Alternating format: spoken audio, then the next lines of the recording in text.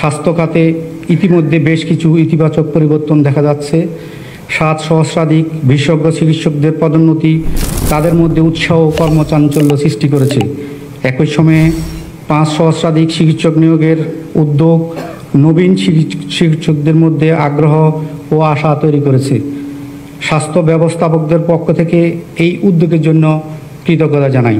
পাশাপাশি প্রশাসনিক পর্যায়ে কর্মরতদের জন্য সুপারনিউমারি পদের মাধ্যমে পদোন্নতির সুযোগ তৈরির বিনীত অনুরোধ জানাচ্ছি। মাঠ পর্যায়ে সকল স্বাস্থ্যকর্মী ও কর্মকর্তাদের নিঃস্বার্থ পরিশ্রমের ফলে আমরা স্বাস্থ্য খাতে অনেক সাফল্য অর্জন করেছি। আমরা বিশ্বাস করি এই সম্মেলনের ফলে কাজের গতিশীলতা আরও বৃদ্ধি পাবে। মাননীয় প্রধান উপদেষ্টার সানুগ্রহ বিবেচনার জন্য কিছু প্রস্তাব তুলে ধরছি। প্রতিটি হাসপাতালে নিরাপত্তার অভাবে স্বাস্থ্যকর্মীরা প্রায়শই হুমকির মুখে পড়েন। নিরাপত্তা নিশ্চিতকরণের লক্ষ্যে প্রতিটি হাসপাতালে আনসার বা স্বাস্থ্য পুলিশ মোতায়েন করা জরুরি।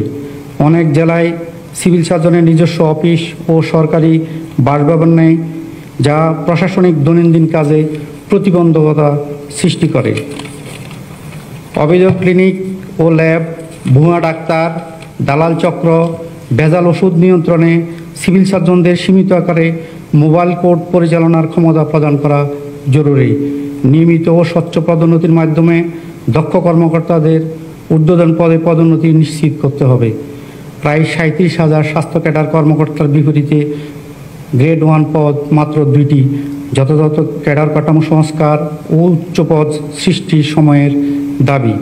সিভিল সার্জনদের প্রশাসনিক দক্ষতা বৃদ্ধির জন্য দেশীয় ও আন্তর্জাতিক প্রশিক্ষণের ব্যবস্থা করা জরুরি। বাস্তবসম্মত, চাহিদাভিত্তিক, নমনীয় ও সময়মতো বাজেট বরাদ্দ না হলে মাঠ পর্যায়ে কার্যকর স্বাস্থ্যসেবা নিশ্চিত করা সম্ভব নয়। আকস্মিক দুর্যোগকালীন সময়ে বা প্রযুক্তিগত সমস্যা মোকাবেলার জন্য বাজেট বরাদ্দের সিলিং বৃদ্ধি করা প্রয়োজন। প্রান্তিক পর্যায়ে স্বাস্থ্যসেবা নিশ্চিত করতে হলে পরিবহন সহ প্রয়োজনীয় লজিস্টিক সাপোর্ট এবং ডাক্তারের পাশাপাশি দ্বিতীয়, তৃতীয় ও চতুর্থ শ্রেণীর রাজস্ব খাতে জনবল নিয়োগ জরুরি। আমরা শুধু প্রত্যাশা করছি না, আমরা চাই আমাদের অভিজ্ঞতা ও পরিশ্রম যেন নীতি নির্ধারণ ও বাজেট পরিকল্পনায় প্রতিফলিত হয়।